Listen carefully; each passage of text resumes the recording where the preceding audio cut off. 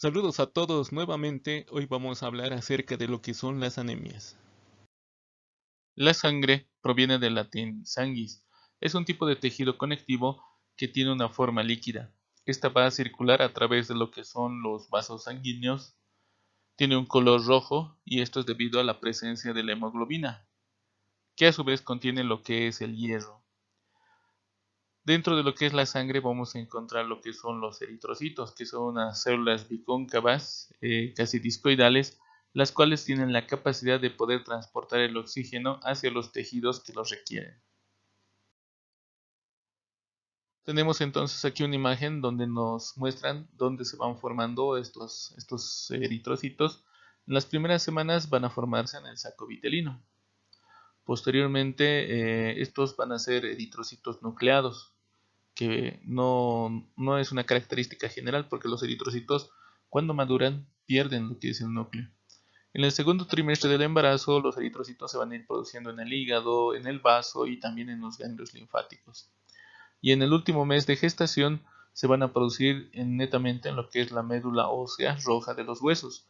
Esto porque recordemos que la médula de los huesos puede ser roja o también amarilla. La médula amarilla contiene principalmente grasa y la roja presenta las células hematopoyéticas, las cuales van produciendo eritrocitos. Hasta los 5 años casi todos los huesos pueden producir lo que es eritrocitos. Entonces, si nos fijamos en la tabla, tenemos básicamente todos los huesos van a participar en lo que es la formación de estos eritrocitos. Ahora, cuando ya los niños van creciendo, mayores a 5 años, netamente son los huesos largos los que se ocupan de lo que es la formación de nuevos eritrocitos. Ahí tenemos la tibia, fémur, costillas, esternón y también lo que son vértebras. Nos indica que en la epífisis proximal del húmero y la tibia ya no se producen eritrocitos a partir de los 20 años, entonces disminuye la cantidad de formación de eritrocitos a partir de esta edad en estos huesos. Y por encima de los 20 años son los huesos membranosos los que principalmente van a producir lo que son eritrocitos, como ser vértebras, esternón, costillas y huesos ilíacos. Entonces, si nos fijamos nosotros en la imagen, vamos a observar que justamente los huesos largos caen en lo que es la formación de eritrocitos. Y los que mantienen de cierta manera un nivel constante de formación van a ser las costillas, esternón y vértebras. Esto a partir de los 20 años. Por tanto, si ustedes se fijan en la curva, va descendiendo, inclusive en estos huesos membranosos, la cantidad de eritrocitos que se forma. Y esto a nivel de 70 años, entonces tiene una gran diferencia con una persona que está entre 20 a 40 años, que tiene una producción mayor. Por tanto, con la edad también disminuye la producción de estas células.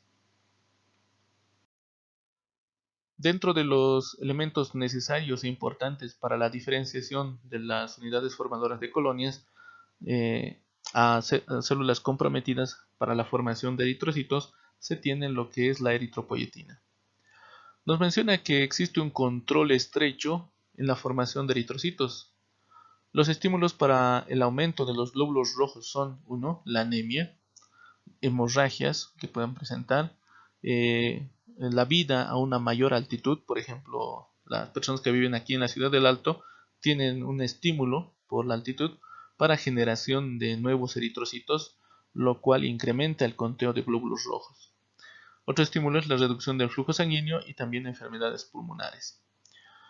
Todos estos elementos van a ayudar a la formación de lo que es la eritropoyetina, que es una glucoproteína que se produce en un 90% en lo que son los riñones. Nos dice a partir de las células intersticiales peritubulares, o llamadas también células mesangiales. Entonces, los riñones, cuando tienen una disminución del flujo de oxígeno por las enfermedades que se mencionan arriba, van a empezar a producir lo que es la eritropoyetina, para que ésta estimule a las células progenitoras para que produzcan eritrocitos. Es por eso que cuando una persona sufre de insuficiencia renal crónica o alguna lesión a nivel del riñón, se reduce lo que es la producción de eritropoyetina y la persona entra en un proceso de anemia. Otros lugares donde se puede producir lo que es la eritropoyetina es el hígado, pero solamente en un 10%. Por lo tanto, no es tan grande el trabajo de la producción de eritropoyetina que se tiene a nivel del riñón. Tenemos entonces una célula precursora hematopoyética, la cual va a dar origen a los proeritroblastos. Entonces, la eritropoyetina, que es producida en el riñón y en el hígado y en menor cantidad también en otros tejidos, actúa en ese punto, va a ayudar a que las células precursoras hematopoyéticas generen unidades formadoras de colonias de eritrocitos para que éstas formen los proeritroblastos y posteriormente estos vayan madurando eritrocitos. Esos van a generar una oxigenación de los tejidos y también lo que son las células tisulares. Y cuando esta oxigenación se reduce, que es el punto importante por todas las enfermedades que se mencionan, entonces ese es un estímulo muy fuerte para la producción de eritropoyetina. Ahora, pueden reducir la oxigenación, volumen sanguíneo bajo, hipovolemias, anemias, hemoglobinas muy bajas, un mal flujo sanguíneo y enfermedades pulmonares que reducen la cantidad de oxígeno que va llegando a la sangre. Por tanto, esa hipoxia es un estímulo muy fuerte para la producción de eritropoyetina, que ayuda en este proceso en la formación de eritrocitos. Los glóbulos rojos no solamente necesitan lo que es la influencia de estas hormonas como la eritropoyetina, también requieren ciertos nutrientes específicos para terminar su maduración. Dentro de esto se tienen ciertas vitaminas como la vitamina B12 o la cianocobalamina, la cual es necesaria para la maduración de los eritrocitos, en una cantidad de 1 a 3 microgramos. También se requiere la vitamina B9, ácido fólico, el ácido glutámico, por lo menos en una cantidad de 250 microgramos para la maduración de estos eritrocitos. Cuando no se tienen estas vitaminas, entonces se produce una anemia que se llama la anemia megaloblástica, en el cual los eritrocitos van a salir mucho más grandes a los eritrocitos normales, que esto tampoco significa una ventaja porque los eritrocitos que son muy grandes son también muy frágiles y esto genera que se destruyan fácilmente al atravesar los capilares. Por tanto, reduce su cantidad. Por tanto, las causas de la carencia de estas vitaminas pueden ser, por ejemplo, la anemia perniciosa, en el cual hay una ausencia del factor intrínseco que se encarga de fijar estas vitaminas en lo que es el quimo y también los contenidos intestinales, por tanto no se puede absorber fácilmente. Otra causa es el sprue tropical o el sprue normal, en la cual existe una atrofia del epitelio intestinal que no puede generar una buena absorción de esta vitamina. La anemia se va a definir como el número de eritrocitos circulantes o también el nivel de hemoglobina que están irregularmente bajos. Puede ser ya sean los eritrocitos o la hemoglobina. El resultado de todo esto es la disminución en la capacidad de transporte de oxígeno. Las causas pueden ser muy variadas. Se tiene desde lo que es la pérdida excesiva de la sangre mediante lo que son las hemorragias, por una destrucción acelerada de lo que son los glóbulos rojos, a lo que se denomina hemólisis, también por una producción que no cubre las necesidades y es una producción insuficiente, como sean las anemias carenciales y también las aplásicas. En sí, la anemia no es una enfermedad como tal, sino es una indicación de ciertos procesos patológicos. Por tanto, la anemia nos indica alguna alteración en lo que es la función corporal. Por tanto, la hemoglobina que esté por debajo del valor normal en relación al sexo y a la edad se va a considerar una anemia. Por ejemplo, tenemos algunos datos de referencia que nos indican de 1 a 3 días. Debe estar de 14,5 a 22,5 gramos decilitro en la concentración de hemoglobina. De 6 meses a 2 años, de 10 a 13,5. En los varones adultos de 14 a 17,5 y en las mujeres de 12,3 a 15,3. Por debajo de estos valores ya van entrando a lo que es la anemia. En lo que es la altura, el Instituto Boliviano de Biología de la Altura, que es una entidad que hace estudios sobre lo que son las concentraciones y efectos de la altura sobre lo que es el organismo, ha sacado una tabla en la cual nos da los siguientes datos de referencia. Principalmente me voy a centrar en lo que es la parte de los adultos. Nos menciona que los adultos varones entre 31 y 40 años tienen una concentración de glóbulos rojos de 5.895.000 más menos 370.000. La concentración de hemoglobina va a estar entre 17,15 gramos decilitro más menos 1,22. Y el hematocrito va a estar en un valor de 54 más menos 2,5. En el caso de las mujeres en el mismo rango de edad, los glóbulos rojos van a estar en 5.360.000 más menos 299.000. Y la hemoglobina va a estar en 16,45 más menos 2,05 miligramos decilitro de diferencia.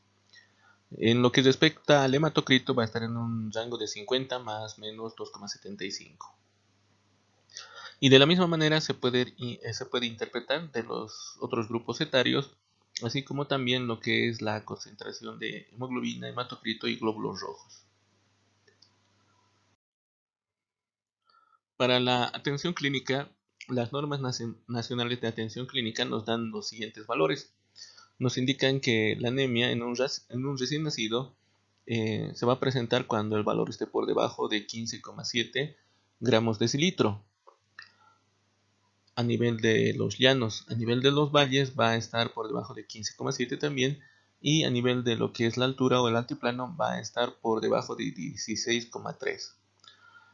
En niños o niñas que tienen de 1 mes a 60 meses, el valor normal va a estar entre 11 y 11,4 gramos decilitro, y se considera una anemia severa cuando el valor baja por debajo de 7 gramos decilitro. A nivel de los valles, el promedio es de 11 a 11,4 y se considera severa por debajo de 9. Y a nivel del altiplano, entre alturas de 3.000 a 5.000 metros sobre el nivel del mar, el valor promedio está entre 12,4 a 14 y se considera una anemia severa por debajo de 11.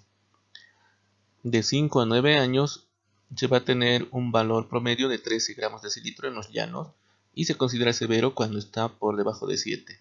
A nivel de los valles, de 1.600 a 2.800 metros sobre el nivel del mar, el promedio está de 15 gramos decilitro de hemoglobina y se considera una anemia severa cuando baja por debajo de 9 gramos decilitro. Y a nivel del altiplano, el valor promedio es 18 y se considera severo por debajo de 11 gramos decilitro. De 10 a 21 años, el promedio en los llanos está de 14 y se considera una anemia severa por debajo de 7. A nivel de los valles es de 16 y también es severo por debajo de 7. Y a nivel del altiplano el promedio es 17 y se considera severo por debajo de 7. En mujeres que no están embarazadas, el promedio es 14 en los llanos y es una anemia severa por debajo de 7. En los valles es de 16 y se considera severo también por debajo de 7. A nivel del altiplano el valor es de 17 y se considera severo por debajo de 7. Y también nos da datos en relación a las mujeres embarazadas. Se considera una anemia leve a nivel de los llanos de 13 gramos decilitro, moderada de 11 y severa 8 gramos decilitro. A nivel de los valles es leve de 12,6 gramos decilitro, moderada 11,4 gramos decilitro y severa 10 gramos decilitro. Y a nivel del altiplano se considera una anemia leve cuando el valor llega a 14,7 gramos decilitro, moderada de 14,4 y severa 11,4 gramos decilitro. Como pueden ver, los valores de la hemoglobina va variando de acuerdo a la edad y también de acuerdo a lo que es el estado. En las mujeres embarazadas es un poco más bajo y en los niños también. En este punto tenemos que hablar acerca de lo que es los efectos de la anemia. La anemia va a generar una desviación de la curva de disociación de la hemoglobina hacia la derecha. ¿Esto qué implica? Implica que el oxígeno va a desprenderse mucho más fácilmente de la hemoglobina en los tejidos donde exista una hipoxia o una disminución de la presión parcial de oxígeno. Y va a tratar de compensar la disminución de eritrocitos y de hemoglobina, por tanto la disminución del transporte de oxígeno hacia estos tejidos. Otros mecanismos compensadores van a ser el aumento de eritrocitos mediada por lo que es la hipoxia. Esta hipoxia va a estimular a las células renales para que produzcan lo que es la eritropoyetina, la cual va a actuar en la médula roja de los huesos para estimular la mayor producción de estos eritrocitos. También se va a generar una redistribución del flujo sanguíneo para favorecer los tejidos más susceptibles, como ser por ejemplo el sistema nervioso central. Va a haber una caída del flujo a nivel del piel y lo que son los riñones, para contrarrestar lo que es la disminución de los glóbulos rojos, principalmente en la piel. Es por eso que nosotros podemos observar en las mucosas y en la piel una pérdida de la coloración normal rojiza, y principalmente esto se observa en las conjuntivas, donde tenemos unas conjuntivas pálidas, casi blanquecinas, y esto nos indica justamente una anemia. Otro mecanismo para compensar va a ser el aumento del gasto cardíaco. Nos indica que solamente en relación a 10 gramos decilitro de hemoglobina va a generar un incremento de lo que es el gasto cardíaco. Luego va a haber una disminución de la poscarga, y esto quiere decir que también disminuye la resistencia vascular periférica, y esto porque la viscosidad sanguínea se ha reducido con la disminución de los eritrocitos. Va a haber un aumento del óxido nítrico, que también va a generar una vasodilatación y ayuda a que la resistencia vascular periférica también disminuya. Va a haber un aumento de la precarga, un aumento del inotropismo y de la frecuencia cardíaca. Como podemos ver, básicamente muchos de estos factores van a ser de tipo vascular, y esto va a favorecer de cierta manera a que la sangre fluya con mayor facilidad a través de los vasos sanguíneos. Dentro de lo que son las manifestaciones clínicas, las alteraciones de la función corporal están mediadas o condicionadas por 1. El grado de deterioro en el transporte de oxígeno, también en la reducción de los índices de glóbulos rojos y también de lo que es la hemoglobina. También signos y síntomas del proceso patológico de la disminución en el transporte de oxígeno. ¿Qué elementos son los que nos indican el estado? La gravedad, la rapidez, la edad del paciente y también el estado de salud previo. Nos menciona que la anemia crónica, en relación a lo que es la anemia aguda, va a tener ciertas diferencias. La anemia crónica se presenta en un 50% de los tipos de anemia, es de una lenta evolución y es muy adaptable. En cambio, la anemia aguda es rápida, puede generar un shock hipovolémico, también puede generar colapso de lo que es el estado general. Las manifestaciones se van a producir sobre todo como una consecuencia de los mecanismos de adaptación o la propia enfermedad responsable de la anemia. Dentro de lo que son las manifestaciones clínicas, el dato fundamental y es el característico justamente de las anemias va a ser la palidez. Esta palidez o pérdida de la coloración o el tinte normal de la piel se debe básicamente a una vasoconstricción cutánea. Esto por la redistribución vascular que se ha ido hablando y también una disminución de la hemoglobina.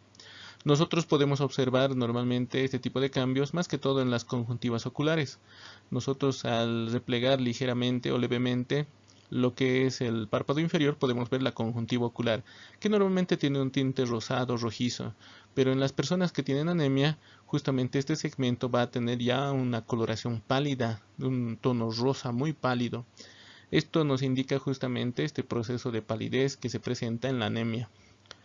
Puede variar notablemente lo que es el color, principalmente en la piel, por ejemplo en el dorso de la mano. Por eso es importante realizar este tipo de observaciones en lugares donde exista mayor confluente sanguíneo y también que no presente tanta pigmentación por la melanina. Y justamente estos lugares van a ser uno, la palma de las manos, y otro va a ser lo que es las conjuntivas oculares. Se debe valorar mucho lo que son las mucosas porque son las que más fácilmente nos van a dar estos cambios. También otro lugar que se puede observar es el lecho unguial. De la misma manera buscar la palidez que caracteriza a lo que es la anemia. En las anemias graves puede presentarse, nos menciona también la llamada retinopatía anémica, que es una alteración en lo que son los vasos, en lo que es el fondo ocular, en donde se van a observar hemorragias y exudados que se presentan justamente en esta alteración. También se puede observar en las personas una intolerancia al frío y eso por la vasoconstricción. Esto va a hacer que las personas no puedan soportar ambientes muy fríos porque ya existe un proceso de vasoconstricción debido a la anemia, lo cual no va a permitir que estas partes del cuerpo vayan a regular la temperatura. Las manifestaciones clínicas o los síntomas que se van a encontrar van a ser algunos frecuentes, como por ejemplo la fatiga en la persona, la debilidad muscular, la cefalea o dolor de cabeza, la pérdida de concentración, lo que es los mareos. También va a encontrarse disneas que pueden ser disneas de esfuerzo a grandes esfuerzos, palpitaciones. También puede presentarse anginas de pecho, claudicación intermitente.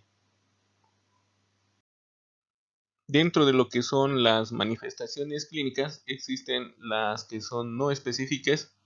Dentro de esto está la palidez, taquicardia, la presencia de un soplo sistólico. Luego se tienen las específicas, donde se encuentra la coiloniquia, que es una alteración de las uñas en la cual éstas pierden su convexidad normal, se vuelven planas, incluso cóncavas.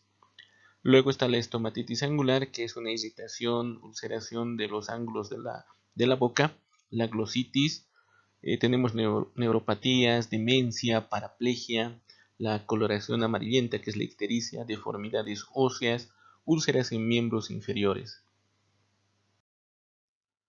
Dentro de la clasificación que se puede dar a la anemia tenemos una clasificación morfológica, que es gracias a los índices hematimétricos, donde tenemos, por ejemplo, el volumen corpuscular medio, que es en sí el tamaño que se da al eritrocito, y gracias al BCM entonces se puede clasificar como anemia microcítica, menor a 80 fentolitros, normocíticas de 80 a 100, macrocíticas mayores a 100 fentolitros. Luego tenemos lo que es la concentración de hemoglobina corpuscular media, que básicamente lo que mide es el color del eritrocito. Dentro de esto tenemos las normocrómicas de 32 a 36 gramos de decilitro, las hipocrómicas menores a 32 gramos de decilitro. También tenemos otra clasificación que va a estar en base a lo que es la amplitud de la distribución eritrocitaria, que se abrevia como RDB. En esta se va a caracterizar lo que es el coeficiente de variación del tamaño. Puede ser de alto, de alta variación o variabilidad, o de baja variabilidad. Alto es cuando tiene un valor mayor al 15%, mayor grado de heterogeneidad en el pool de glóbulos rojos, y bajo menor al 15% o bajo grado de heterogeneidad en el pool de glóbulos rojos. Finalmente tenemos una clasificación etiopatogénica, en el cual se hace un recuento de reticulocitos. Entonces se denomina anemia regenerativa, mayor al 1,5%, y anemias arregenerativas, por debajo del 0,5% de reticulocitos. Dependiendo lo que es la clasificación etiopatogénica, va a poder contabilizar lo que son los reticulocitos. Y dependiendo su cantidad, entonces va a clasificar la anemia en una anemia regenerativa o periférica y en una anemia arregenerativa o central. Las anemias regenerativas o periféricas son aquellas en las cuales la médula ósea se encuentra conservada o tiene un aumento en su capacidad de producción. Esto por un aumento en la destrucción de los eritrocitos o pérdida en forma de hemorragias agudas.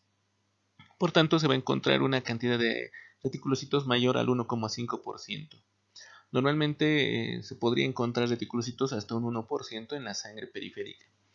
En lo que respecta a la anemia regenerativa o central, la médula ósea es incapaz de mantener la producción eritrocitaria de forma adecuada, ya sea por defectos en la propia médula ósea o por falta de factores necesarios para la formación de estos eritrocitos. Por tanto, se va a encontrar una cantidad muy baja de reticulocitos, nos indica por debajo de 0,5%.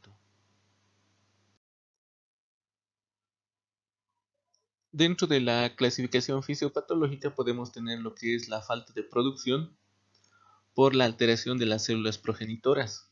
Esto puede deberse a una aplasia global o solamente una aplasia de la serie roja, un síndrome mielodisplásico, endocrinopatías.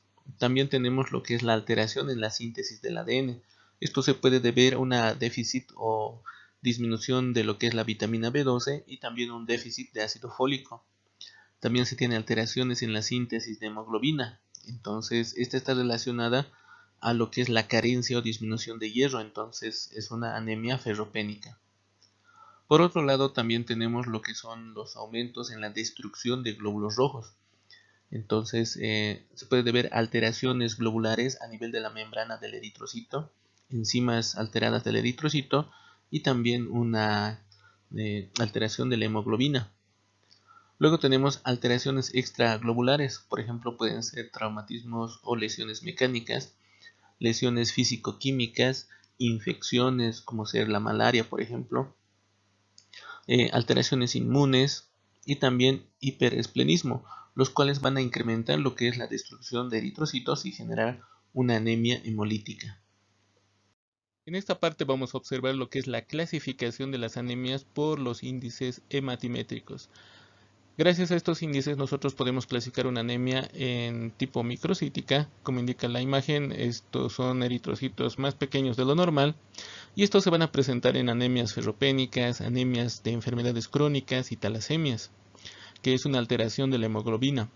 Tenemos las llamadas anemias normocíticas, en las cuales el eritrocito tiene un tamaño normal, pero va a tener una disminución. Se puede presentar en las anemias hemolíticas, las esferocitosis, las deficientes de glucosa 6-fosfato deshidrogenasa, las anemias por células falciformes, las anemias no hemolíticas que se deben por pérdida de sangre o anemias aplásicas, llamadas también regenerativas. Finalmente tenemos las llamadas anemias megaloblásticas o macrocíticas, en las cuales el glóbulo rojo es mucho mayor o mucho más grande que los que son los glóbulos normales. En este tipo de anemias vamos a tener las deficiencias de vitamina B12, deficiencias de ácido fólico, y las no megaloblásticas están relacionadas al hipotiroidismo y la enfermedad hepática. Continuando con lo que es la clasificación de las anemias por índices hematimétricos, tenemos las anemias microcíticas. Estas anemias microcíticas, o llamadas también hipocrómicas, se caracterizan porque tienen un volumen corpuscular medio menor a 83 fentolitros, aunque también en otros textos nos mencionan directamente un valor menor a 80 fentolitros, y una hemoglobina corpuscular media menor a 27 picogramos. Dentro de esto, como dijimos, están las anemias ferropénicas, talasemias, anemias hidroblásticas, intoxicaciones, pueden ser plomos, aluminio y enfermedades crónicas, algunas veces. Las anemias de tipo normocíticas tienen volúmenes corpusculares medios entre 83 a 97 fentolitros, pero también algunos textos nos mencionan valores directamente de 80 a 100 fentolitros. Estas anemias pueden deberse a enfermedades crónicas, la gran mayoría, anemias hemolíticas, salvo reticulocitosis, aplasias medulares, síndromes mielodisplásicos, pérdidas agudas, ¿no? Como ser las hemorragias, salvo nos dice infrecuentes reticulocitosis, invasiones medulares y coexistencia con anemias microcíticas y macrocíticas. Puede estar también con estas. Luego, lo que son las anemias macrocíticas se debe a volúmenes corpusculares medios mayores a 97 fentolitros, o también otros textos nos mencionan mayor a 100 fentolitros. Están las megaloblásticas, otras causadas por alcoholismo, insuficiencia hepática, síndromes mielodisplásicos, reticulocitosis, hipotiroidismo y aplasia medular en algunos casos. La anemia ferropénica es la más frecuente. Afecta principalmente a mujeres en edad fértil, también a ancianos y también a niños, y se debe a que la eritropoiesis es deficiente debido a que hay una carencia, falta o disminución del hierro, y esto dificulta la formación de la hemoglobina. Por tanto, esta va a estar en una concentración mucho más baja en lo que son los eritrocitos. Las causas de la anemia ferropénica pueden ser por pérdidas excesivas, por ejemplo, enfermedades crónicas como ser hemorroides, esofagitis, úlceras pépticas, neoplasias, enfermedades intestinales y otras también que cursan con tiempos largos. También pueden ser por causas menstruales, hemodonación frecuente o pérdidas iatrogénicas en análisis de sangre, disminuciones en el aporte de hierro por un bajo consumo, aumento de necesidades de hierro, disminución en la absorción de lo que es el hierro y alteraciones en el transporte de hierro. El síndrome anémico en la anemia ferropénica o síndrome ferropénico se caracteriza por alteraciones en el pelo. Esto se va a evidenciar con la caída del pelo, puntas quebradizas y el pelo sin brillo. Las uñas se van a tornar frágiles con estrías, que es una característica también de la coiloniquia. Uñas en cuchara, debido a que pierden la convexidad, se van volviendo cada vez más cóncavas. También el síndrome de pica, que es un comportamiento que se observa en los niños en el cual estos empiezan a tratar de comer pedacitos de tierra u otros elementos.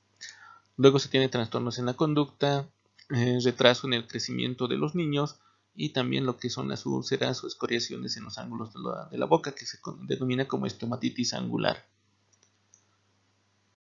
Dentro de lo que son los laboratorios para la anemia, se va a tener, en caso de la anemia microcítica hipocrómica, una disminución del volumen corpuscular medio y también se tiene un aumento en lo que es la amplitud de distribución eritrocitaria.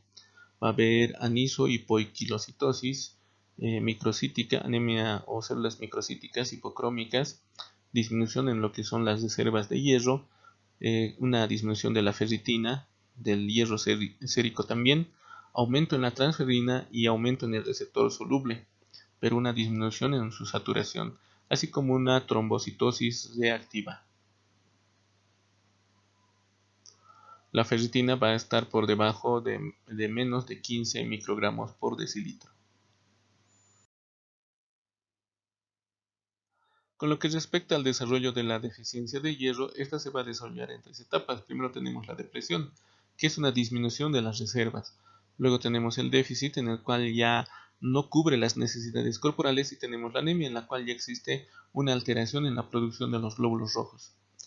En la depresión los depósitos pueden estar un poco bajos, en el déficit van a ser disminuidos y en la anemia también. En lo que es la ferremia o la cantidad de hierro circulante, en la depresión puede estar normal, en el déficit disminuido y en la anemia también disminuido. Con lo que respecta a la hemoglobina, en la depresión está normal, en el déficit normal y en la anemia está disminuida.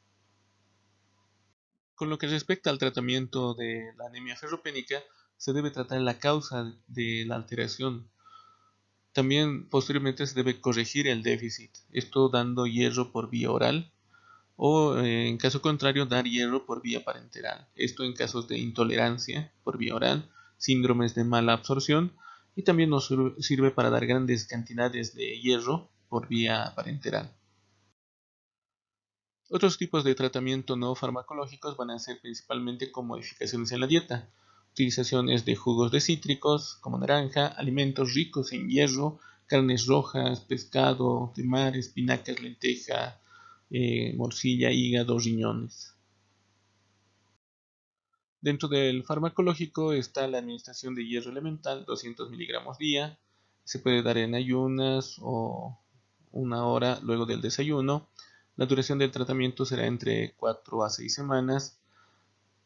También se puede tener complicaciones en la administración, como por ejemplo náuseas, vómitos, estreñimiento y eso es de una coloración muy oscura, que se debe justamente a la presencia de hierro.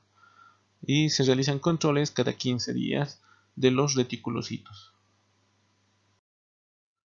Tenemos otro tipo de anemias que se denominan talasemias. Estas talasemias son un grupo heterogéneo de alteraciones congénitas que tiene una característica común, que es un defecto en la síntesis de una o varias cadenas de globina. Cada talasemia recibe el nombre de la cadena en la cual no se sintetiza adecuadamente o que deja de sintetizarse. Por ejemplo, tenemos las beta-talasemias, que es una alteración por la falta de síntesis de las cadenas beta, con un exceso de cadenas alfa. Tenemos las alfa-talasemias, que es un resultado de la falta de síntesis de cadenas alfa, con un exceso de cadenas beta. Tenemos las delta-beta talasemias, que es cuando falta más de una cadena. pueden ser deltas o betas. Hablando con lo que es la fisiopatología de las talasemias, este tipo de enfermedades va a tener una disminución en la síntesis de las cadenas de globina, la cual va a ser reemplazada por una cadena defectuosa. Va a haber un desequilibrio entre lo que son las cadenas alfa, C16, y las cadenas beta, C11. Esto va a generar acumulación de lo que son las cadenas de globina de una manera normal, generando un excedente de estas. Nos menciona que estos excedentes van a generar precipitados dentro de lo que son las células y son responsables de una destrucción precoz, ya sea de los eritroblastos o los eritrocitos que se han ido formando, tanto en la médula ósea, ¿no?, por una eritropoiesis ineficaz, como en la sangre periférica, generando una hemólisis de los eritrocitos que presentan esta acumulación. Esta enfermedad de la talasemia, podemos ver en la imagen, se puede transmitir de la siguiente manera. Tenemos un padre que es un portador, que no expresa la enfermedad. La madre también es una portadora, no expresa la enfermedad. Estos van a tener un gen recesivo que justamente va a desarrollar esta enfermedad. Ahora, uno de sus hijos puede ser que no presente ninguno de los genes, por tanto va a estar completamente sano. Dos de sus hijos pueden también heredar los genes recesivos y ser portadores, pero no van a expresar la enfermedad o va a ser mínima.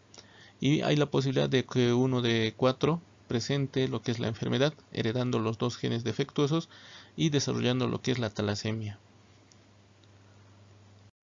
Dentro de lo que son las talasemias, la severidad de esta enfermedad va a depender mucho de lo que es el tipo de mutación y también si es de carácter homocigoto o heterocigoto. En esta tablita podemos ver lo que son las beta-talasemias. Si es una beta-talasemia menor, la hemoglobina estará entre 11 a 12, casi dentro de un margen normal. Si es mayor, la hemoglobina va a estar por debajo de 8, que va a generar una anemia grave. Si es intermedia, va a estar entre 8 a 10 gramos decilitro. Con respecto a las alfa-talasemias, la alfa-talasemia más tiene valores de hemoglobina normal, la alfa-0-talasemia valores normales o disminuidos, y la alfa-talasemia tipo hemoglobina H tiene de 8 a 10 gramos decilitro de hemoglobina, ¿no?, que está bajo también. Las delta-beta talasemias pueden ser heterocigotas con hemoglobinas normales o disminuidas, o homocigotas con hemoglobinas de 8 a 11 gramos decilitro, que estaría como un término intermedio. Ahora, este tipo de alteraciones que son las talasemias pueden ser asintomáticas, esto siempre y cuando no se afecte demasiado las cadenas de la hemoglobina, entonces se hablaría de una talasemia silente. Clínicamente nos menciona se van a manifestar por anemias hemolíticas en el caso de las talasemias, y si son graves son incompatibles con la vida, esto quiere decir que van a generar una hidropesía fetal. Entonces vamos a tener en el caso de los recién nacidos abdómenes abombados muy grandes porque presenta una acumulación del hígado o de líquido y presenta también hígados voluminosos, como indica en la imagen, hinchados. Hay una tumefacción, una hinchazón abdominal muy severa que va a ir comprimiendo lo que son los órganos intraabdominales. Con lo que respecta al diagnóstico de las talasemias, existen los exámenes hematológicos elementales, los cuales van a medir lo que es la hemoglobina, índices hematimétricos, el perfil de hierro, también se puede hacer frotis de sangre periférica. Por tanto, esto nos va a llevar también a lo que es la detección o el diagnóstico de este tipo de alteraciones. También determinaciones de hemoglobinas A2, hemoglobinas fetales, esto mediante procesos de electroforesis de hemoglobina y la cuantificación de lo que es la hemoglobina. En el caso de las alfa-talasemias pueden ser normales. La última confirmación del diagnóstico y el tipo específico de la talasemia se hace por estudios de cadenas de globinas y estudios de ADN mediante tecnología molecular, como ser el PCR. Con lo que respecta al tratamiento de las talasemias, los pacientes que son asintomáticos o presentan una escasa manifestación clínica no necesitan en sí un tratamiento directo, sino más que todo va a ir a lo que es la parte del tratamiento sintomático y también lo que son las carencias que pueden tener de hierro o también de vitamina B12 o ácido fólico.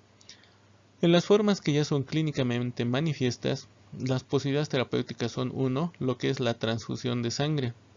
Esto con una periodicidad necesaria para por lo menos mantener cifras de hemoglobina que estén alrededor de los 10 gramos de decilitro. Si son mucho mayores, mucho mejor. Debe acompañarse también con lo que es la administración subcutánea de ferroxamina para evitar lo que es la sobrecarga férrica y una hemacromatosis secundaria. Se debe dar suplementación de ácido fólico.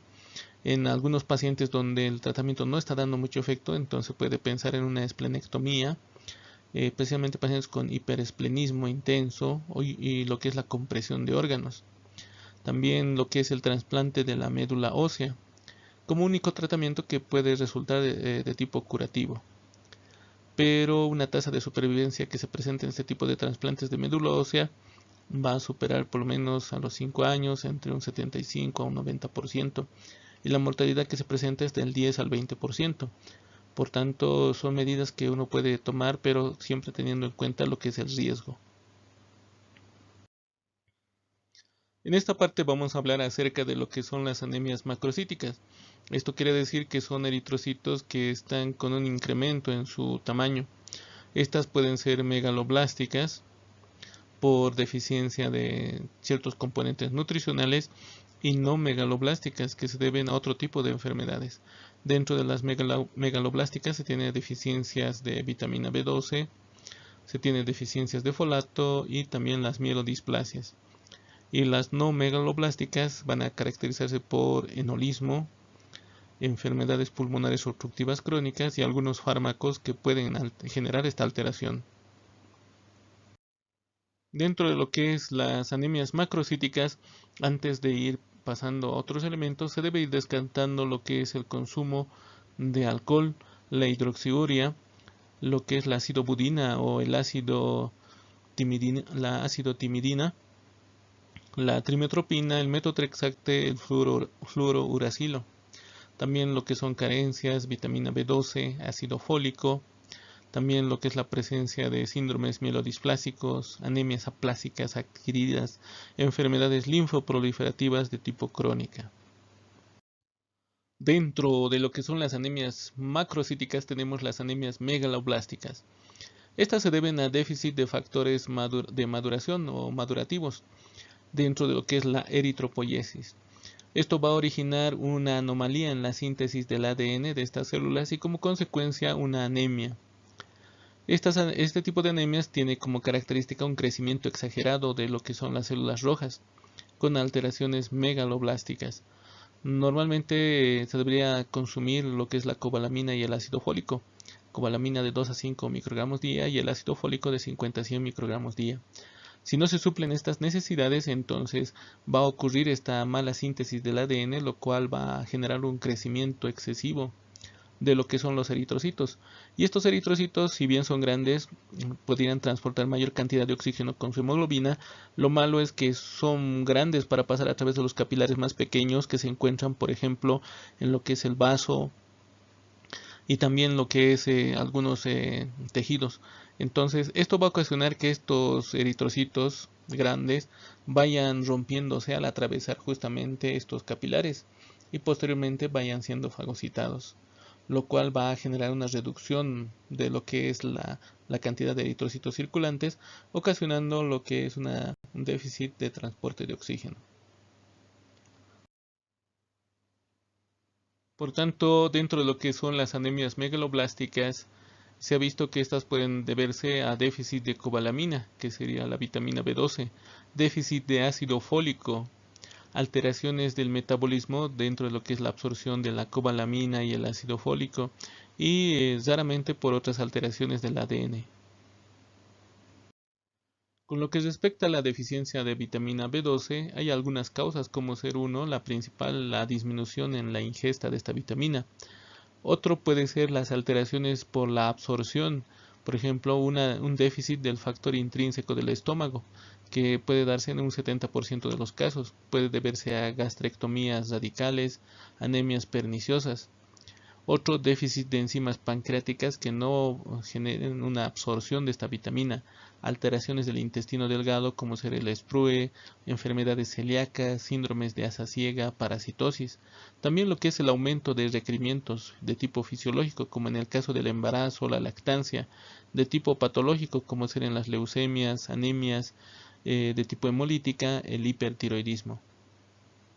Normalmente los alimentos que van ingresando a lo que es el estómago van a contener una cantidad de estas vitaminas. Entonces, gracias a la secreción del factor intrínseco, por lo que es las glándulas gástricas, estas van a ir uniéndose a lo que son las vitaminas, principalmente lo que es la vitamina B12 y otros elementos también. Y estos van a ir por lo que es el duodeno más adelante y por todo lo que es el intestino delgado. Van a ser absorbidas a través de lo que es el epitelio intestinal, el cual aprovecha justamente esa unión con el factor intrínseco para poder absorberlo. Vamos a tener, por tanto, de manera normal una buena absorción de vitamina 12 por justamente este factor intrínseco. También tenemos otros elementos que coadyuvan, como sean las proteínas vinculantes, también una buena secreción gástrica y obviamente la presencia del factor intrínseco para poder unirse a la vitamina B12 y posteriormente ser absorbida por el epitelio intestinal. Otro elemento que puede alterar justamente lo que es la absorción son las atrofias, la atrofia gástrica, la ausencia de células parietales, la presencia de una acloridria o una ausencia del ácido clorhídrico y deficiencias obviamente del factor intrínseco. La deficiencia de vitamina B12 clínicamente nos va a dar un síndrome anémico por deficiencia de cobalamina. Va a haber también conjuntamente con esta deficiencia de vitamina B12 una alteración epitelial, la cual va a originar la glositis, que es llamada también la lengua depapilada o una lengua lisa y rojiza. En la imagen justamente podemos ver puntos donde existe esa lengua depapilada. Puede generarse una subictericia, que sería una ictericia no expresada, que no tenga una manifestación muy grande. Alteraciones neurológicas como ser parestesias, alteraciones de la sensibilidad vibratoria, una ataxia de Romberg positiva, trastornos en la motilidad de lo que son extremidades inferiores, alteraciones psiquiátricas que se van a caracterizar por la presencia de depresión o cuadros neuróticos. Para poder ir reconociendo lo que es la anemia por deficiencia de vitamina B12, el hemograma nos va a dar ciertas características de esta anemia. Primeramente, las células eritrocitarias van a ser de tipo macrocíticas normocrómicas. Esto quiere decir que los eritrocitos van a ser mucho más grandes de lo normal y a su vez van a tener una coloración normal. Esto porque en sí la enfermedad no se debe a una deficiencia de hierro, sino a una deficiencia de vitaminas que son necesarias para la maduración adecuada de estos eritrocitos.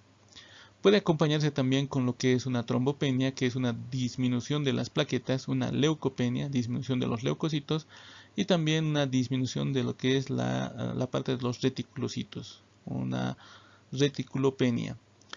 Ahora, los neutrófilos van a estar hipersegmentados.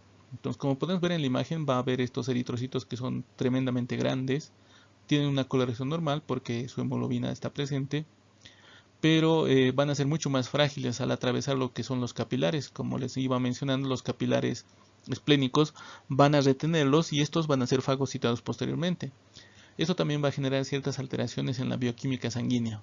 Por una parte, obviamente la cobalamina va a estar disminuida por debajo de 200 a 200 picogramos ml. Existe un incremento de lo que es la bilirrubina indirecta, y esto por lo que es la destrucción de estos eritrocitos grandes. La LDH, la deshidrogenasa láctica, también se encuentra incrementada y la ferritina sérica también está incrementada. Con la deficiencia de vitamina B12, lo que se va a alterar en la médula ósea es la eritropoiesis, generando una eritropoiesis ineficaz. Va a haber cambios megaloblásticos, también la relación mieloeritroide va a ser alterada. Se va a tener una relación mieloeritroide 1:1, siendo lo normal de 3:1. Va a haber megacariocitos polipoides y otras células como ser los mielocitos, metamielocitos y callados se van a volver también gigantes. Otros estudios que también se pueden ir realizando es la búsqueda de anticuerpos antifosfolipídicos, anticuerpos anticélulas parietales y también lo que es la prueba de Schilling. Esta prueba de Schilling se caracteriza porque existe una inyección de vitamina B12 no radiactiva más la administración de vitamina B12 radiactiva. Se recolectan las muestras de orina y se verifica la concentración de estas para ver si es que ha habido una buena absorción de esta vitamina por estas vías. Otra prueba que se hace son la denominada VEDA, que sería la videoendoscopía digestiva alta, en la cual mediante el videoendoscopio entonces se puede ir analizando lo que es la mucosa gástrica en busca de alteraciones o algún elemento que genere una lesión de esta mucosa. El tratamiento básicamente va a ser suplir la deficiencia de vitamina B12. Si es carencial, entonces se puede asociar de 50 a 150 miligramos de vitamina B12 al día. También se puede administrar tratamiento por vía intramuscular. Es de primera elección una vez confirmada la existencia de una mala absorción, debido a que si se da por vía digestiva no va a absorberse la vitamina. Existen también varias pautas. La más adecuada nos indica que se dé 1 miligramo de vitamina B12 intramuscular diariamente durante una semana, o puede ser semanalmente durante un mes, o mensualmente durante toda la vida. Dentro de lo que son las causas de deficiencia de ácido fólico, se puede tener alteraciones en la ingesta de productos que contienen esta vitamina, alteraciones también en la absorción. Esto puede deberse a resecciones intestinales amplias en alguna operación de intestino delgado por la presencia de un sprue o enfermedades celíacas, también síndromes de mala absorción. También puede deberse la deficiencia de ácido fólico por un aumento en los requerimientos de ácido fólico. Por ejemplo, de tipo fisiológico tendríamos el embarazo, la lactancia. De tipo patológico serían leucemias, anemias hemolíticas y también el hipertiroidismo. Todos estos elementos entonces van a reducir las reservas de ácido fólico, generando una deficiencia para lo que es la eritropoyesis. Dentro de lo que es la deficiencia de ácido fólico, las manifestaciones clínicas son muy parecidas a lo que es la deficiencia de vitamina B12, pero no va a presentar las alteraciones neuropsiquiátricas. El laboratorio es muy similar, hay déficit de ácido fólico, que debería estar entre un valor de 2,5 a 20 picogramos ml.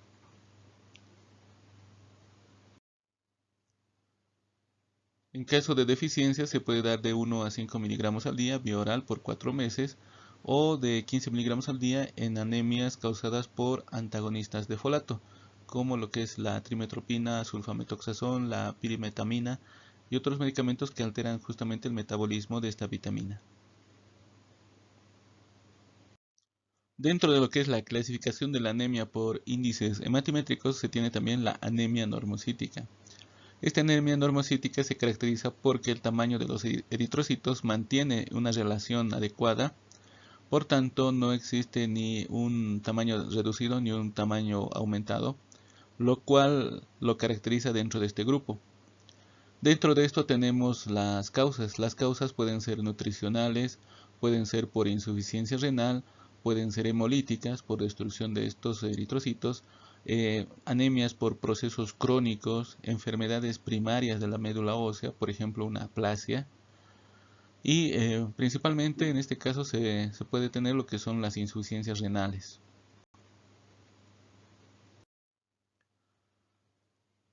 Dentro de lo que son las anemias hemolíticas, que se agrupan dentro de las normocíticas, pueden a su vez presentarse debido a factores herenciales como ser congénitas, adquiridas, luego por procesos de hemólisis como ser hemólisis intravascular, extravascular, la intravascular dentro del torrente sanguíneo y la extravascular a nivel del vaso y el hígado. También por el mecanismo de lesión, pueden ser corpusculares intrínsecas por defectos del hematí, extracorpusculares o extrínsecas por defectos que son fuera de lo que son los hematíes. Dentro de lo que son las causas de las anemias hemolíticas se tienen causas intrínsecas y las causas extrínsecas. Dentro de las causas intrínsecas se tiene la presencia de hemoglobinas alteradas, como ser la hemoglobina S en lo que son las células falciformes, las talasemias y otro tipo de alteraciones. Se tiene también alteraciones de membrana, como en el caso de la esferocitosis hereditaria, alteraciones enzimáticas como la deficiencia de 6-fosfato deshidrogenasa. Para las causas extrínsecas de la hemólisis se tienen las causas inmunes como enfermedades autoinmunes, enfermedades transfusionales y de recién nacido, fragmentación o daño físico del eritrocito como en la coagulación intravascular diseminada, la presencia de válvulas cardíacas, la vasculitis, hemodiálisis, también infecciones que pueden generar la destrucción de los eritrocitos, drogas o medicamentos que pueden lesionarlo. También otros tipos de alteraciones como el hiperesplenismo o la enfermedad hepática. Las anemias hemolíticas van a tener o se van a acompañar de un síndrome anémico, por lo cual se va a tener una palidez en mucosas y piel, acompañada con una ictericia de tipo acolúrica. Va a haber una crisis aplásica o eritroblastopénica, con una caída brusca de la cifra de hemoglobina. Va a haber reticulocitopenia y una marcada disminución de los precursores eritroides en el aspirado medular. Por tanto, va a haber una disminución justamente de estas células con una crisis hemolítica, que es la característica de este tipo de anemias. Y puede acompañarse también de células megaloblásticas. Puede haber también una litiasis biliar, una esplenomegalia y anomalías a nivel de lo que es el esqueleto, como por ejemplo la turricocefalia, que se ve justamente en la imagen, en la cual el cráneo va a adoptar una forma más alargada, a lo que se denomina justamente como turricocefalia. También puede haber cráneo en cepillo, que se debe a un engrosamiento y estriación del frontal y también de los parietales, que va a ser visibles en lo que es la radiografía de cráneo. Va a haber otras malformaciones del maxilar, una mala oclusión dentaria. Y bueno, obviamente lo que es la ictericia, que se puede observar más que todo en lo que son las escleras oculares. Dentro de lo que son las anemias hemolíticas se tienen las anemias hemolíticas inmunitarias. Este es un grupo de anemias de origen adquirido que se producen por la presencia de anticuerpos frente a antígenos eritrocitarios, lo cual va a generar su destrucción. Estas pueden ser a su vez de dos tipos, uno caracterizado por la presencia de anticuerpos del mismo individuo frente a estructuras antigénicas propias. Esto es decir, que su inmunidad va a atacar a los eritrocitos. Se considera de tipo autoinmune. En este caso, los anticuerpos van a ir a atacar a los antígenos eritrocitarios y van a generar posteriormente su hemólisis. El otro grupo serían anticuerpos del individuo frente a antígenos de otro individuo. Esto, por ejemplo, en lo que son las transfusiones sanguíneas. Esto se caracteriza o se agrupa dentro de lo que son las alteraciones isoinmunes. En este caso, los anticuerpos van a ser del receptor y los eritrocitos van a ser del donante. Y por factores de incompatibilidad se va a generar una reacción antígeno-anticuerpo y aglutinación de estos eritrocitos. Para el diagnóstico de las anemias hemolíticas, entonces se va a buscar principalmente el aumento de los reticulocitos en la sangre periférica. Estos reticulocitos se caracterizan justamente por la presencia de o residuos de material nuclear en lo que es el citoplasma del reticulocito. En cambio, una célula roja ya madura no va a presentar estos fragmentos de material nuclear. Por tanto, la detección de estos reticulocitos y un aumento en los mismos nos indica justamente una anemia de tipo hemolítica. Luego va a haber un incremento en lo que es la deshidrogenasa láctica, incremento en lo que es la bilirrubina indirecta debido a la destrucción de estos eritrocitos y la hiperplasia eritroide a nivel de la médula ósea. También presencia de crioglobulinas, esto principalmente en enfermedades autoinmunes. Se puede realizar un test de Coombs, que puede ser directo, donde se detecta anticuerpos en la superficie de las células del paciente, o de tipo indirecto, que detecta anticuerpos en lo que es el suero del paciente. Dentro de lo que son las pautas de tratamiento de las anemias hemolíticas, principalmente va a depender el tipo de etiología o la causa de este tipo de anemia hemolítica. Pueden usarse, por ejemplo, lo que son corticoides para enfermedades inmunes, autoinmunes o hiperinmunes. El tratamiento también puede contemplar la esplenectomía, debido a que este órgano se encarga de destruir grandes cantidades de eritrocitos. También tratamientos con anticuerpos monoclonales y también transfusiones sanguíneas. Bueno, en esta parte vamos a tocar el tema de la policitemia, así como también los factores que lo van a condicionar y los efectos que va a tener sobre el organismo. Para definir lo que es la eritrocitosis, podemos entender que esta alteración es un incremento o un aumento del número de eritrocitos circulantes por encima de los siguientes valores que nos sirven de referencia, por encima de los 6 millones por milímetro cúbico, o un incremento del hematocrito por encima del 54% o de la hemoglobina por encima de los 18 gramos decilitro. También se puede entender que la policitemia es un aumento de la masa eritrocitaria o de eritrocitos por encima de los parámetros normales. Básicamente entonces vamos a tener un incremento de toda esta parte que son los eritrocitos. Dentro de la clasificación podemos apoyarnos en lo que nos menciona lo que es Harrison. Nos indica que la eritrocitosis puede ser una eritrocitosis relativa, que se puede ver más que todo a una hemoconcentración secundaria a deshidratación. Esto quiere decir que se puede ver un proceso por el cual se van perdiendo los líquidos, lo cual va a concentrar los eritrocitos. Luego se tiene el uso de diuréticos, consumo de bebidas alcohólicas o de etanol, uso de ciertas hormonas como los andrógenos o también hábitos como el tabaquismo. En este caso no existe una policitemia como tal, simplemente es una reducción del volumen líquido, lo cual va a generar una alteración parecida a la policitemia, por eso se denomina eritrocitosis relativa. La eritrocitosis absoluta es más ya una alteración donde sí existe un incremento alterado de los glóbulos rojos, por tanto esta se puede ver a la hipoxia por intoxicación con monóxido de carbono, una hemoglobina con alta afinidad por el oxígeno, personas que viven a grandes altitudes, también neumopatías, también se tienen lo que son los cortocircuitos cardíacos del lado derecho hacia la izquierda, o llamados vasculares, síndromes de la apnea del sueño, síndromes hepatopulmonares. Luego se tienen lo que son las nefropatías, como ser por ejemplo estenosis de la arteria renal, la glomerulonefritis esclerosante focal o membranosa, condiciones posterior a trasplantes renales, quistes renales y también el síndrome de Bartter. Otras alteraciones que pueden generar eritrocitosis son los tumores, como por ejemplo lo que es el hipernefroma, el hepatoma, hemangioblastoma cerebeloso, miomas uterinos, tumores suprarrenales, meningiomas y feocromocitomas. Otra causa también son los fármacos, como ser los andrógenos, la eritropoyetina recombinante, que se puede utilizar en ciertos pacientes. También tenemos lo que son causas familiares con función normal de la hemoglobina, por ejemplo, mutación del receptor de eritropoyetina, mutaciones VHL para la policitemia de Krubach, mutaciones del 2,3-bifosfoglicerato y también lo que es la policitemia vera.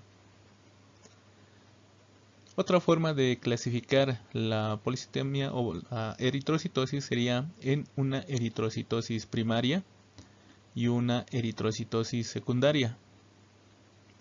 La eritrocitosis primaria se caracteriza porque hay una eritropoyetina sérica normal o disminuida, y esta a su vez se puede clasificar en adquiridas como la policitemia vera y la eritrocitosis patológica de la altura.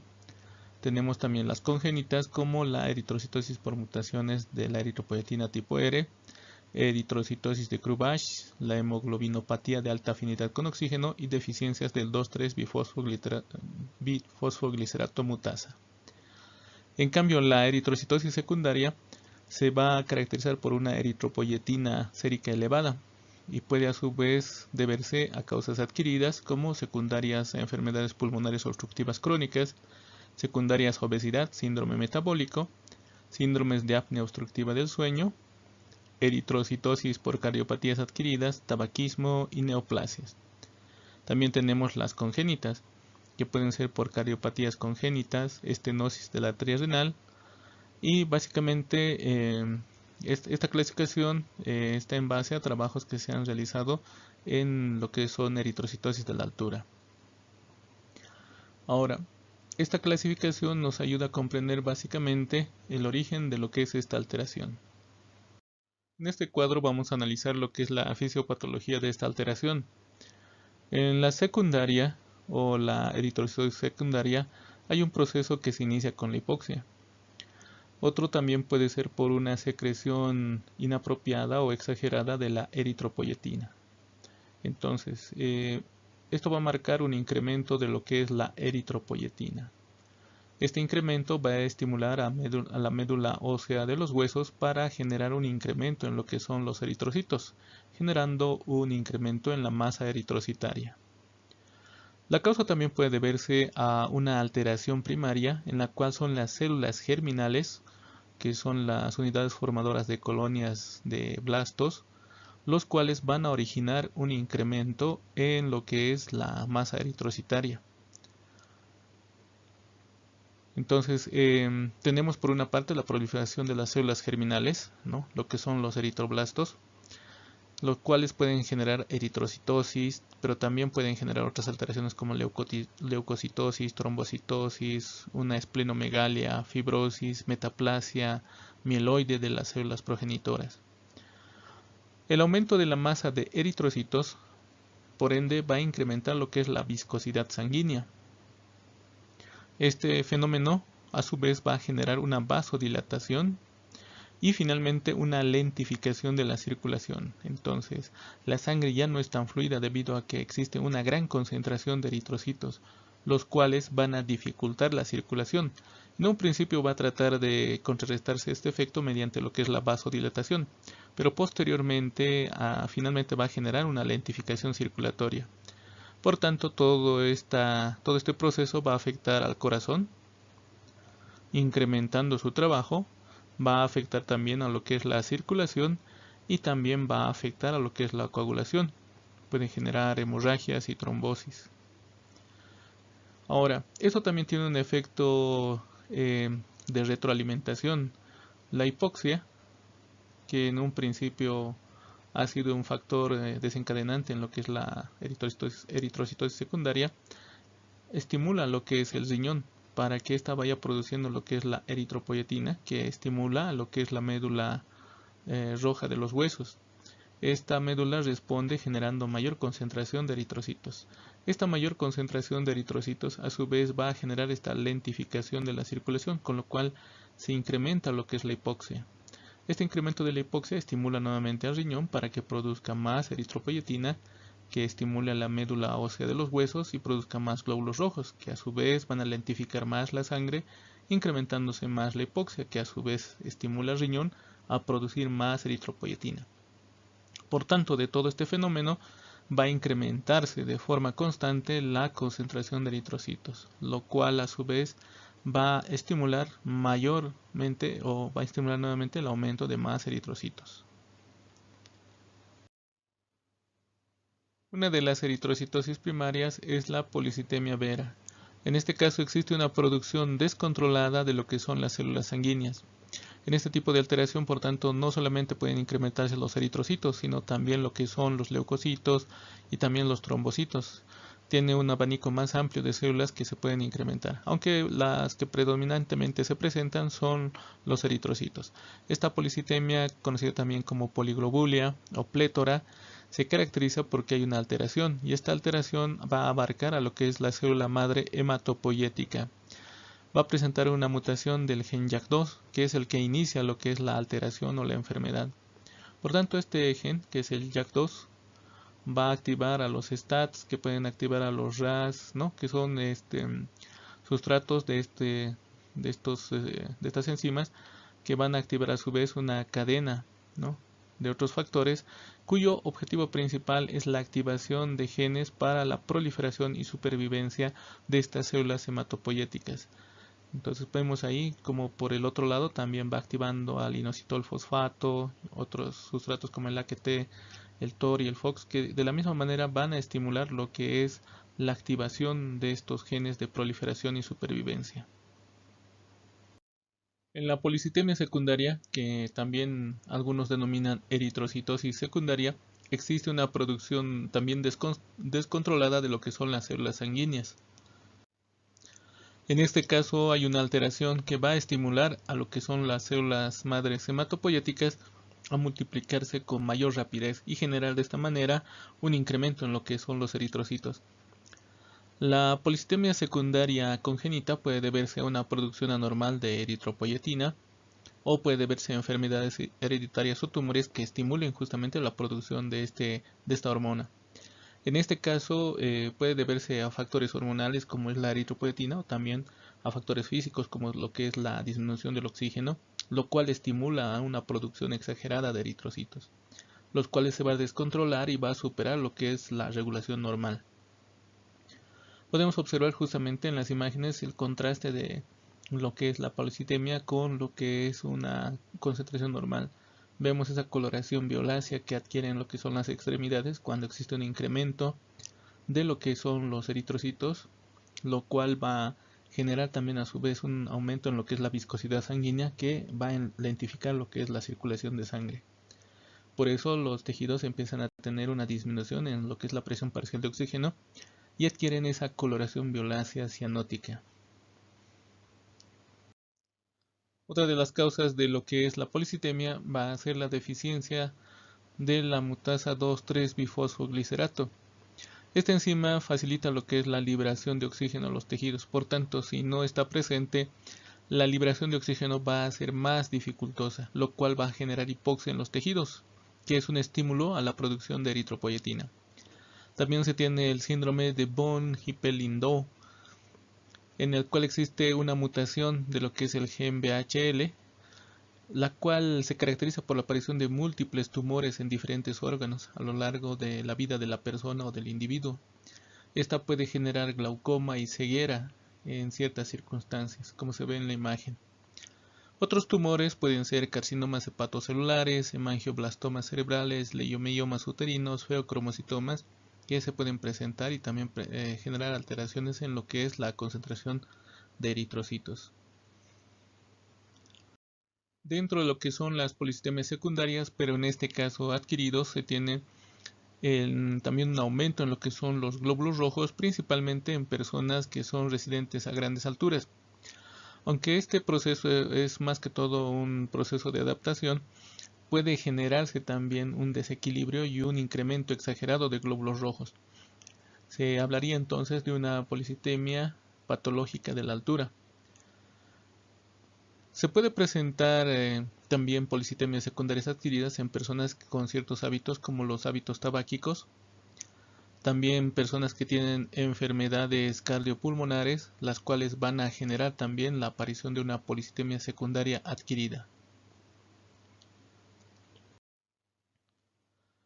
Otros factores también son la hipoxia cerebral, esto más que todo en regiones o partes más grandes del cerebro que van a afectar a los hemisferios cerebrales. También lo que es envenenamiento con carbono, lo que se presenta en lo que son fumadores, la presencia de shunts cardiopulmonares, que son cortocircuitos. Esto quiere decir que son vasos que van a conectar venas y arterias o arteriolas en la circulación. Normalmente los sistemas arteriales y venosos se comunican mediante capilares, pero cuando el sistema venoso y arterial se comunica por otro vaso intermedio que no es un capilar, entonces a eso se denomina cortocircuito. Entonces es un orificio, agujero o pasaje que permite un paso de tipo anómalo en lo que es los fluidos entre los sistemas venoso y arterial. También se tiene lo que es la hipoventilación. La hipoventilación es un tipo de respiración muy superficial, demasiado lenta, que no satisface las necesidades de oxígeno del organismo. Por tanto, es otro estímulo para la aparición de la policitemia. Otras causas de eritrocitosis o policitemia van a ser las estenosis de la arteria renal. En este caso va a haber un estrechamiento, una disminución de la luz, o también puede haber un proceso de obstrucción de la arteria que va a llegar al riñón. El riñón es altamente sensible a la disminución del oxígeno, por tanto, su respuesta inmediata va a ser la producción de eritropoyetina para incrementar los glóbulos rojos. Muchas veces este estrechamiento es causado básicamente por un endurecimiento de las arterias, cuando van acumulando capas de grasa. Esto principalmente como lo que es la arteriosclerosis. También pueden acumularse lo que es el colesterol. Se tiene también lo que es la hidronefrosis, que es el agrandamiento de partes del riñón, que se encargan de recolectar la orina. Se presenta cuando la orina no puede bajar del riñón hasta la vejiga, lo cual va a generar un aumento del volumen en lo que es la pelvis renal, lo que es el uréter. Por tanto, esta orina va a empezar a dilatar lo que es la pelvis, las cálices, y genera en este proceso la denominada hidronefrosis. También se tiene lo que es el riñón poliquístico, el cual se caracteriza por quistes renales que se van ubicando en el parénquima, lo cual también es otro factor que estimula la aparición de la hipoxia renal. Dentro de lo que es las manifestaciones clínicas de la policitemia, se va a encontrar primeramente lo que son los mareos y la fatiga. Esto principalmente por la disminución de la oxigenación de los tejidos como el sistema nervioso central, debido a que en la policitemia existe un incremento de la masa eritrocitaria. Estos aumentan la viscosidad de la sangre. Al aumentar la viscosidad de la sangre, lentifican la circulación y por tanto disminuyen la provisión de oxígeno hacia los tejidos. Uno de los tejidos que se resiente justamente por este efecto es el sistema nervioso central, en el cual se va a presentar justamente el mareo, la fatiga en los tejidos por la disminución del flujo de oxígeno. Otra alteración va a ser los tinnitus, que son zumbidos que se presentan en el oído, pero no son sonidos reales, sino es básicamente por esa privación de oxígeno. Luego, obviamente, la cefalea, por el incremento de la viscosidad sanguínea y también de la presión arterial. Una visión borrosa. Se pueden tener también parestesias, la aparición de prurito, la hipertensión por este aumento de la viscosidad que genera un incremento de las resistencias vasculares periféricas. También lo que son las hemorragias, que pueden ser gástricas, pero también pueden ser de tipo epistaxis. Dentro de otras manifestaciones clínicas, esto principalmente en la policitemia vera, se va a tener la eritromelalgia, que es una rubicundez y también una vasodilatación que se presenta principalmente en las extremidades por lo que es el incremento de la masa eritrocitaria. También se va a acompañar de una esplenomegalia y en lo que es las policitemias secundarias se va a tener principalmente lo que es una hipoxemia que se va a manifestar mediante una disnea. Entonces esta persona va a tener mayores dificultades al realizar sus actividades físicas por la disminución de la oxigenación de los tejidos. Otras complicaciones en este caso que se puede presentar son las trombosis, accidentes cerebrovasculares y también el infarto de miocardio. Dentro de los estudios laboratoriales se puede pedir una biopsia de una muestra sólida de médula ósea para observar el comportamiento y la situación de las células precursoras.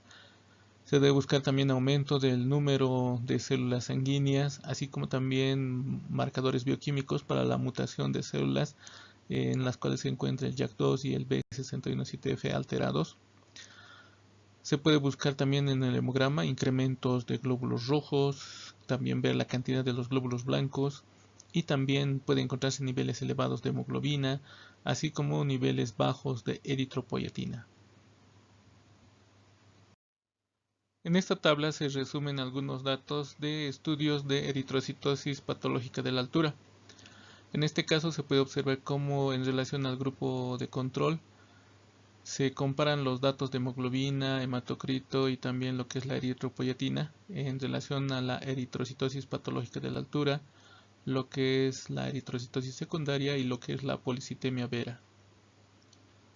En lo que respecta al hematocrito, entonces se puede observar cómo el hematocrito normal en los pacientes de control está alrededor de los 50,5, que puede variar entre más 2,7 o menos. En la eritrocitosis patológica de la altura, el hematocrito se dispara a un valor de 62, muy superior a lo que es el valor normal. En la eritrocitosis secundaria también se eleva, mucho más aún que la eritrocitosis patológica de la altura. Y en la polisistema bérea se tiene un valor muy parecido a lo que es la eritrocitosis patológica de la altura. También podemos ver lo que es la hemoglobina en gramos decilitro. Entonces se tiene un valor de 15,9, básicamente 16, pero en las alteraciones se pueden ver hemoglobinas altas de 20 en la eritrocitosis patológica de la altura, 22,9 en la secundaria y 20 en lo que es la polisistemia vera. Otro dato a considerar es el incremento de otras líneas celulares, por ejemplo lo que son las plaquetas y los leucocitos.